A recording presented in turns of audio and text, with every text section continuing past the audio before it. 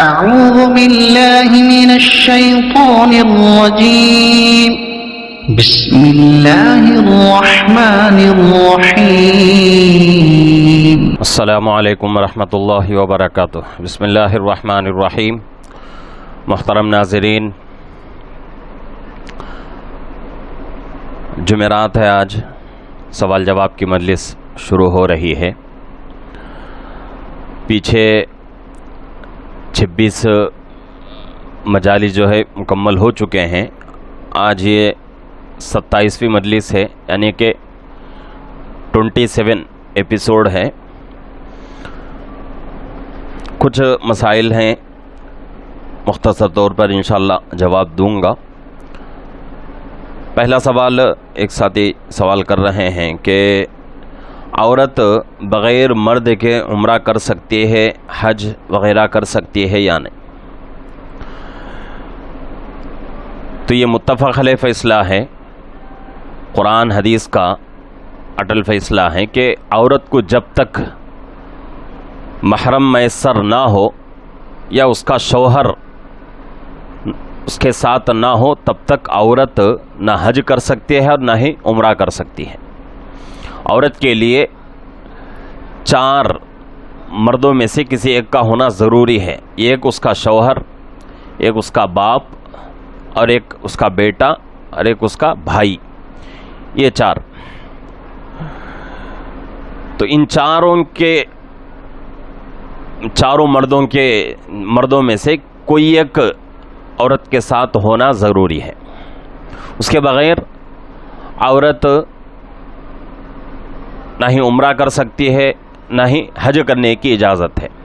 عورت کے لیے ضروری ہے کہ عورت اپنے محرم کے ساتھ ہی حج یا عمرے کے سفر میں نکلے۔ دوسرا سوال ہے کہ اگر کسی نے نماز کی نیت نہیں کی تو پھر نماز کا حکم کیا ہے؟ نیت کرنے کا مطلب کیا ہے؟ ہم لوگ کیا سمجھتے ہیں کہ بھئی زبان سے نیت کرنے کو نیت سمجھتے ہیں، شریعت اس کو نیت نہیں کہتی۔ نیت مطلب کیا ہے؟ دل کا ارادہ۔ دل میں ارادہ کر لیا، بس نماز جو ہے ہو جائے گی، زبان سے کہنا ضروری نہیں ہے۔ اب دل میں ارادہ کرنے کا مطلب کیا ہے؟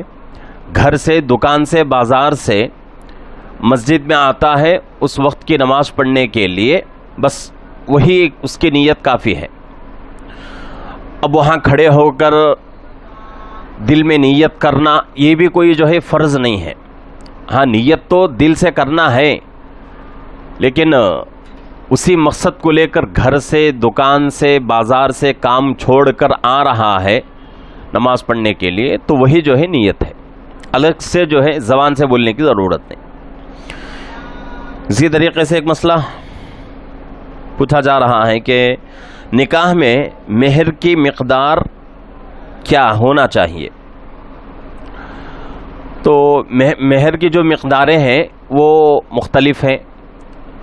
مہر فاتبی بھی ہے اور مہر پیغمبری بھی ہے، اور اپنے عرف میں جو مہر چل رہا ہے وہ بھی جو ہے ہو سکتا ہے۔ تو لیکن کم سے کم جو مہر متعین کیا گیا ہے ہمارے امام اعظم ابو حنیفہ رحمۃ اللہ علیہ کے پاس، وہ 10 درہم ہے۔ 10 درہم سے کم مہر ادا نہیں ہو سکتا۔ مہر 10 درہم یا 10 درہم سے اوپر، یہ ضروری ہے۔ اب 10 درہم آج کل جو ہے چاندی کے حساب سے آپ کو جو ہے مسئلہ سمجھ میں آنے کے لیے قریب جو ہے 4 تولے چاندی ہوتے ہیں۔ 4 تولے چاندی تک مہر جو ہے ضروری ہے۔ 3 تولے تو مکمل ہوں گے، اور اس کے اوپر تقریباً جو ہے پون تولا جائے گا، تو یہ جو ہے مہر ہے۔ تو پونا تولا ہے تو اس کو جو ہے اور کچھ جو ہے ملی گرام ملا کر پورا جو ہے کر لیں تو حساب جو ہے مکمل ہو جائے گا۔ 4 تولے جو ہے کم سے کم چاندی، اس کی قیمت یا پھر جو ہے اتنی چاندی مہر میں دینا ضروری ہے۔ یہ 10 درہم کی قیمت ہے آج کے زمانے کے حساب سے. آئندہ ہو سکتا ہے کہ بھئی کچھ جو ہے تبدیلی ہو سکے، لیکن آج کے زمانے کے حساب سے یہ مسئلہ ہے. اس سے کم اگر کوئی آدمی 500 روپے دیتا ہے، 1000 روپے مہر دیتا ہے، تو اس کا مہر ادا نہیں ہوتا. اسی طریقے سے ایک نے جو ہے سوال کیا ہے کہ چھپکلی کی بیٹ پڑی ہوئی ہو ایسی جگہ نماز پڑھنا کیسا ہے؟ شاید جہاں تک مجھے خیال ہے یہ مسئلہ جو ہے پیچھے گزر چکا ہے، پھر بھی جو ہے وضاحت کر دوں اس مسئلے کی کہ اگر ایسی جگہ جہاں چھپکلی کی بیٹ پڑی ہوئی ہے وہاں ہم جا کر نماز پڑھنا چاہیں، اگر نماز سے پہلے ہماری جو ہے نگاہ اس چھپکلی کی بیٹ پر پڑ گئی تو اس کو جو ہے جھاڑ دیں، یہ بہتر ہے. یہ ایسا نہیں کہ بھئی چھپکلی کی بیٹ پڑی ہوئی ہے اور ہم نے پہلے دیکھ لیا پھر بھی جو ہے وہاں نماز پڑھ رہے ہیں، یہ اچھی بات نہیں ہے. تو چھپکلی کی بیٹ پڑی رہتی ہے اور وہاں جا کر نماز پڑھنے کا ہم نے ارادہ کیا، پہلے سے ہم نے نہیں دیکھا چھپکلی کی بیٹ کو، تو ایسی جگہ جو ہے نماز ہماری ہو جائے گی، کوئی مضائقہ نہیں ہے. اگر چھپکلی کی بیٹ پیر کے نیچے آ جاتی ہے یا سجدے میں جانے کے بعد ہاتھوں کے نیچے آ جاتی ہے تب بھی جو ہے نماز ہو جائے گی، اس لیے کہ چھپکلی کی جو بیٹ ہے وہ نجاست غلیظہ ہے، یعنی کہ موٹی نجاست ہے. موٹی نجاست کہاں تک معاف ہے شریعت میں؟ اس کے لیے جو ہے مقدار متعین کیا گیا ہے کہ 3.5 ماشا وزن تک جو ہے معاف ہے. اب اس کو جو ہے گراموں میں اگر اس کو تول لیا جائے تو تقریباً جو ہے 3 گرام تک کا جو ہے یہ وزن بنتا ہے. تو عام طور سے چھپکلی کی جو بیٹ ہے وہ 3 گرام نہیں بنتی. تو اس لیے اگر کسی کے پیر کے نیچے آ جائے یا پھر جو ہے کسی کے ہاتھ کے نیچے آ جائے تو وہ اس سے جو ہے ہماری نماز میں خرابی نہیں آتی، تو نماز ہماری ہو جائے گی. اسی طریقے سے ایک سوال کیا گیا ہے کہ کیا ساس اپنے داماد کے ساتھ عمرے پر جا سکتی ہے یا نہیں؟ تو ساس اور داماد کے درمیان پردہ نہیں ہے، تو اس کے لیے کچھ شرائط ہیں، وہ تمام باتیں جو ہے کہنا ضروری نہیں ہے، اب موقع بھی نہیں وہ، تو جتنا سوال ہے اتنا جو ہے جواب دے دیتا ہوں کہ ساس جو ہے اپنے داماد کے ساتھ عمرے کے سفر میں یا حج کے سفر میں جانا کیسا ہے؟ تو اس کا جواب یہی ہے کہ بھئی اگر کوئی محرم ہو تو محرم کے ساتھ جائیں، اگر محرم نہ ہو، اس عورت کا شوہر نہ ہو، بھائی نہ ہو، بیٹا نہ ہو، کوئی نہ ہو، تو اس وقت جو ہے داماد کے ساتھ جا سکتی ہے اپنی ساس، لیکن شرط یہ ہے کہ سفر میں جانے کے بعد فتنے کا اندیشہ نہ ہو، گناہ کا اندیشہ نہ ہو، تو کوئی مضائقے والی بات نہیں، جا سکتے ہیں، لیکن اس کے لیے یہ شرط ضروری ہے. اسی طریقے سے ایک سوال جو ہے پوچھا جا رہا ہے کہ مچھر یا مکھی یا کھٹمل کا خون کپڑوں پر لگے ہونے کی حالت میں نماز پڑھنا کیسا ہے؟ تو مچھر، مکھی یا کھٹمل کا جو خون ہوتا ہے وہ بہنے والا خون نہیں ہے، تو اس لیے اگر کپڑوں پر وہ خون لگ جائے تو بھی ہماری نماز ہو جائے گی. ایسی کوئی جو ہے مذائقے والی بات نہیں، یہ فتویٰ نہیں دیا جائے گا کہ بھئی مچھر کا خون لگا ہوا ہے تو اس لیے نماز نہیں ہوتی، ایسا نہیں ہے. ہاں، جبکہ خون بہت زیادہ مقدار میں آ جائے، اس کا پھیلاؤ جو ہے ایک سکے کے برابر، یا پھر جو ہے آسان مسئلہ کیا ہے کہ ہماری جو ہتھیلی ہے، یہ ہتھیلی کے پھیلاؤ کے برابر وہ خون پہنچتا ہے تو پھر جو ہے نماز نہیں ہو سکتی. لیکن عام طور سے مچھر، مکھی یا کھٹمل کا خون اتنا زیادہ نہیں ہوتا، تو اس لیے نماز ہو جائے گی، کوئی جو ہے مذائقے والی بات نہیں.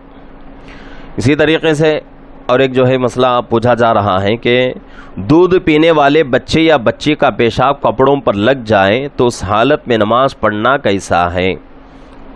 تو وہ کپڑے جس پر دودھ پینے والے بچے، جس کو شیرخوار بچہ کہا جاتا ہے، گود کا بچہ بچی اگر پیشاب کریں تو بہت سارے لوگ جو ہے اس غلط خیال میں رہتے ہیں کہ بھئی چھوٹے بچے ہیں، ان کا پیشاب ناپاک نہیں ہے۔ یہ بالکل غلط ہے۔ چھوٹے بچے ہوں یا بڑے لوگ ہوں، تمام کا پیشاب ناپاک۔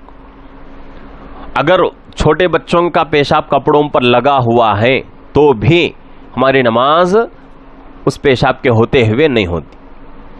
بس شریعت جو ہے ایک بات میں جو ہے تخفیف کر رہی ہے، یعنی کہ تھوڑا جو ہے آسانی کا مسئلہ دے رہی ہے۔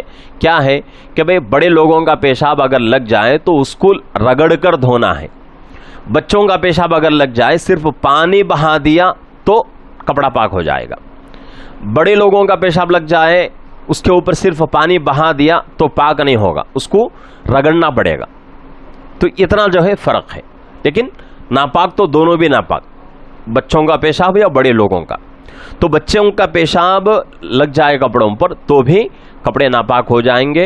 اور کپڑے ناپاک ہونے کا مطلب کیا ہے؟ پورے کپڑے نہیں، بلکہ وہ حصہ ناپاک، اس کے رہتے ہوئے نماز نہیں ہوتی۔ اگر وہ حصہ ہم نے دھو لیا تو نماز ہو جائے گی، پورے کپڑے ناپاک نہیں ہوں گے۔ اسی طریقے سے ایک سوال جو ہے پوچھا جا رہا ہے کہ مفتی صاحب، منی، مزی اور ودی کسے کہتے ہیں؟ یہ تین چیزیں اس سے پہلے بھی جو ہے بات آئی تھی ہمارے سامنے، اور پیچھے جو حدیث کی مجلس گزری تھی اور درس حدیث جو کہ ویڈیو جو ہے اپلوڈ کیا گیا ہے، اس سے پہلے والے درس حدیث کی مجلس میں جو ہے یہ بات واضح طور سے آئی ہے۔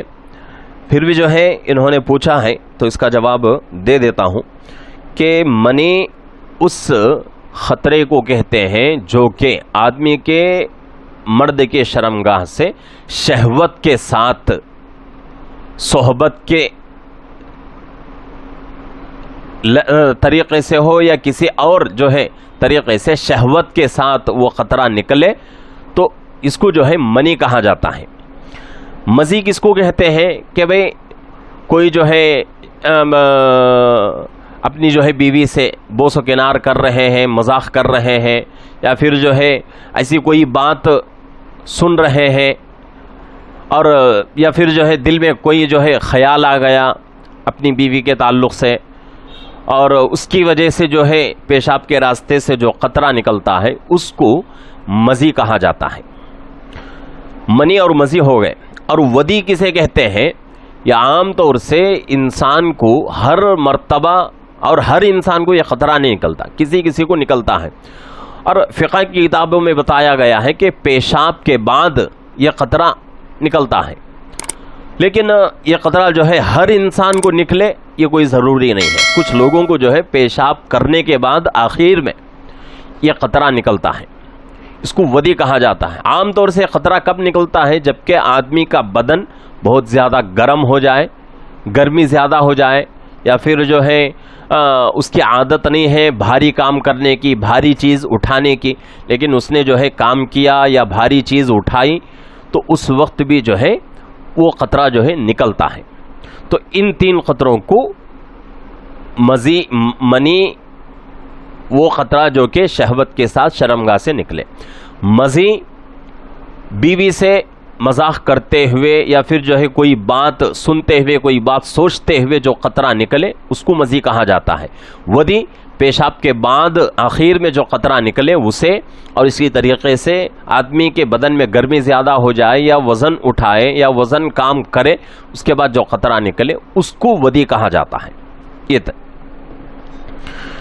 اسی طریقے سے اور ایک سوال جو ہے پوچھا جا رہا ہے کہ اگر کسی عورت کو لیکوریا نکل کر کپڑوں میں لگ جائے تو حکم کیا ہے؟ عورتوں کو، تمام عورتوں کو نہیں، کسی کسی کو ہوتا ہے کہ لیکوریا ایک بیماری ہے۔ وہ بیماری کیا ہے کہ عورت کے شرمگاہ سے سفید پانی نکلتا ہے، اجلا پانی جو ہے نکلتا ہے، اس کو جو ہے لیکوریا کہا جاتا ہے. وہ بیماری کا خون ہوتا ہے، بیماری کا پانی ہوتا ہے. اگر وہ پانی نکلا اور کپڑوں پر لگ جائے تو حکم کیا ہے؟ یہ سوال جو ہے پوچھا جا رہا ہے. تو یہ جو ہے نجاست جو ہے یہ بہنے والی نجاست میں اس کا شمار ہے. بہنے والی نجاست کا مطلب کیا ہے؟ پتلی نجاست کہ اگر خطرہ لگ جائے کپڑوں پر تو وہ پھیل جاتا ہے، تو اس کو جو ہے بہنے والی یا پتلی جسم والی نجاست کہتے ہیں. تو اگر یہ قطرہ لگ جائے تو 1 درہم کے برابر پھیلاؤ میں ہے، اس کے اندر ہے، تو پھر جو ہے ہماری نماز ہو جائے گی. لیکن ہمیں معلوم ہو گیا کہ بھئی قطرہ نکلا ہے اور 1 درہم کے اندر یعنی کہ اپنے جو ہتھیلی ہے اس کی چوڑائی کے اندر ہے، معلوم ہو گیا، لیکن ہم اسی حال میں نماز پڑھ رہے ہیں، تو یہ اچھی بات نہیں ہے. دھو لے. نہیں، نماز کے درمیان میں اگر قطرہ نکلا اور 1 درہم کے بقدر پھیل گیا تو کوئی مذائقہ نہیں ہے، نماز پڑھ لے سکتے ہیں. ہاں ویسے ہی نماز سے پہلے نکل کر کپڑوں پر لگ گیا اور ویسے ہی ہے، اور اس کا پھیلاؤ جو ہے ایک اپنے جو ہے ہتھیلی کے پھیلاؤ سے کم ہے، اپنی ہتھیلی جو ہے اس کی چوڑائی سے کم ہے، تو نماز ہو جائے گی. لیکن جان بوجھ کر اس طرح کرنا یہ جو ہے ادب کے خلاف ہے. ہاں چوڑائی میں یہ ہتھیلی سے بھی بڑھ جائے تو پھر ہر حال میں اس جو ہے ناپاکی کو دور کرنا ہی پڑے گا. اس کے بعد نماز پڑھے، اس کے ہوتے ہوئے نماز نہیں ہو سکتی. یہ بہت ہی ضروری ہے. کسی کو مسئلہ رہتا ہے، یہ جو ہے یہ مسائل مکمل جو ہے پیچھے گزر چکے ہیں. عام جو مسائل ہمیں پیش آتے رہتے ہیں اور سیریل نمبر سے جو ہے شروع میں بہت سارے مسائل کی ویڈیو جو ہے ہم نے جو ہے اپلوڈ کیا ہے یوٹیوب کے اندر. تو اس میں جو ہے حیض کے بارے میں، نفاس کے بارے میں، لیکوریا کے بارے میں بہت سارے مسائل جو ہے بتا دیے گئے ہیں. وہاں سے جو ہے آپ اس سے استفادہ کریں. لیکن پھر بھی جو ہے آگے جو ہے ایک بات عرض کر دیتا ہوں کہ کسی کو وہ سفید پانی بہت زیادہ مقدار میں نکلتا ہی رہتا ہے، رکنے کا نام نہیں لیتا. اب اس عورت کے لیے پریشانی کا باعث بنتا ہے کہ بھئی بار بار جو ہے کپڑا صاف کرے اور وہ حصہ صاف کرے بدن کا، اور پھر جو ہے وضو وغیرہ کر کے نماز پڑھے، تو عورت کو جو ہے مشکل ہو جاتی ہے. تو ایسے وقت میں اگر عورت مجبوری کے درجے میں آ چکی ہے تو اس خطرے کے ہوتے ہوئے، اس گندگی کے ہوتے ہوئے بھی ہماری نماز ہو جائے گی. لیکن اس کے لیے مجبور ہونا ضروری ہے. اس کے ساتھ ساتھ ایک اور مسئلہ جو ہے پوچھا جا رہا ہے کہ اگر کوئی وضو کرتے ہوئے پانی زمین پر گرا، اس کی چھینٹے کپڑوں پر آئے تو کپڑوں کا حکم کیا ہے؟ تو یہاں جو ہے بہت ہی ضروری مسئلہ ہے اور ہر آدمی کے ساتھ یہ مسئلہ جو ہے پیش آتا ہی رہتا ہے. تو وضو کرنے کے لیے ہم جو ہے نل آن کرتے ہیں، پانی نکلتا ہے اور وہ پانی جو ہے زمین پر گر کر پھر وہی پانی جو ہے ہمارے کپڑوں پر چھینٹے کے طور پر جو ہے آتے ہیں. تو اس سے جو ہے ہمارا کپڑا خراب نہیں ہوتا اور ان خطروں کی وجہ سے ہماری نماز میں کوئی جو ہے فرق نہیں آتا، نماز ہماری ہو جائے گی. لیکن اگر جہاں ہم وضو کر رہے ہیں وہاں نجاست ہے، نجاست ظاہر میں ہمیں دکھ رہی ہے، اگر ایسے ہوتے ہوئے نجاست کے اگر چھینٹے ہمارے کپڑوں پر آتے ہیں تو تب جو ہے شریعت حکم لگاتی ہے کہ بھئی اب جو ہے آپ کیا کرو، اپنے کپڑے کے اس حصے کو دھو جس حصے پر چھینٹے آئے ہوئے ہیں، اس لیے کہ نجاست ہے. نجاست کے اوپر پانی پڑ کے وہ پانی کے چھینٹے پھر ہمارے کپڑوں پہ آ رہے ہیں، تو اس وقت جو ہے اس حصے کو دھونا ضروری ہے، اس کے بغیر نماز نہیں ہو سکتی. اگر نجاست نہیں ہے، ویسے ہی جو ہے عام وضو خانہ ہے اور وہاں جو ہے چھینٹے آ رہے ہیں، تو ہمارا وضو بھی ہو جائے گا اور نماز بھی ہماری ہو جائے گی، کوئی جو ہے مذائقے والی بات نہیں. اسی طریقے سے آخری سوال ہے، 11واں سوال ہے سوال کیا جا رہا ہے کہ نیا کپڑا پہننے سے پہلے کیا اس کپڑے کو دھونا ضروری ہے؟ تو نیا کپڑا جو ہے پاک رہتا ہے اور اس کو دھونا شریعت میں کوئی ضروری نہیں ہے. ہاں کب ضروری ہوتا ہے؟ جبکہ اس کپڑے پر نجاست ہو، گندگی ہو، تو وہ کپڑا ناپاک کے حکم میں آ جائے گا. بعد میں اس کو جو ہے دھونا ضروری ہے. ناپاک نہیں ہے، گندگی نہیں ہے، نجاست نہیں ہے، نیا کپڑا ہے، سلا کر جو ہے لائے ہوئے ہیں اور اب پہننا چاہتے ہیں تو فوراً جو ہے پہن کر ہم جو ہے نماز پڑھنے کے لیے جا سکتے ہیں. یہ جو ہے اس میں کوئی جو ہے مذائقے والی بات نہیں ہے اور اس سے جو ہے ہماری نماز ہو جائے گی. تو یہ جو ہے آج کے کل 11 مسائل تھے جن کے جو ہے مختصر طور پر میں نے جوابات دے دیے ہیں. تو جتنے ہمارے ناظرین ہیں ان تمام سے گزارش ہے کہ آپ کا جو بھی مسئلہ ہو آپ جو ہے بلا جھجک ہم سے رابطہ کریں اور فون کے ذریعے سے یا جو ہے واٹس ایپ کے ذریعے سے. واٹس ایپ کا نمبر جو ہے آپ کی اسکرین پر دیا جا رہا ہے تو اس نمبر پر جو ہے آپ رابطہ کریں. اور اس سے پہلے بھی میں نے کہا تھا فون کرنے سے بہتر ہے کہ آپ جو ہے واٹس ایپ سے رابطہ کریں اور آپ کا جو مسئلہ ہے اس کو لکھ کر جو ہے یا پھر جو ہے وائس ریکارڈ کے ذریعے سے واٹس ایپ پر بھیجیں تو جواب دینے میں ہمارے لیے آسانی ہو جائے گی. کبھی کبھی ایسا ہوتا ہے کہ آپ لوگ فون کرتے ہیں، کسی کام میں ہم لوگ ہوتے ہیں، مشغول رہتے ہیں، فون نہیں اٹھاتے، تو یہ جو ہے آپ کے دل میں ایک قسم کی بدظنی پیدا کرتی ہے یہ بات. تو اس لیے بہتر ہے کہ آپ جو ہے میسیج کر دیں، وائس ریکارڈ بھیج دیں یا لکھ کر بھیج دیں اور جب ہم جو ہے کام سے فارغ ہو جائیں تو اس کے بعد جو ہے اس میسیج کو دیکھیں گے تو انشاءاللہ آپ کے جواب سوال کا جو جواب ہے فوراً یا کچھ دیر کے بعد ضرور دینے کی کوشش کریں گے. کوشش یہ نہیں ہے انشاءاللہ جواب ضرور دیں گے. تو اس لیے آپ حضرات سے گزارش ہے کہ ہمارے چینل کے ساتھ جو ہے خوب جو ہے چینل سے جو ہے استفادہ کریں، فائدہ اٹھائیں اور دوسروں سے بھی جو ہے شیئر کرتے جائیں اور ہمارے جو ہے چینل کو آگے بڑھانے میں مددگار بنیں. اس سے انشاءاللہ آپ کے بھی نام اعمال میں نیکیاں لکھی جائیں گی. اللہ رب العزت سے دعا ہے کہ اللہ رب العزت ہم تمام کو ہر مسئلہ شریعت کے مطابق اور قرآن حدیث کے مطابق حل کرنے کی توفیق عطا فرمائے. السلام علیکم ورحمۃ اللہ وبرکاتہ.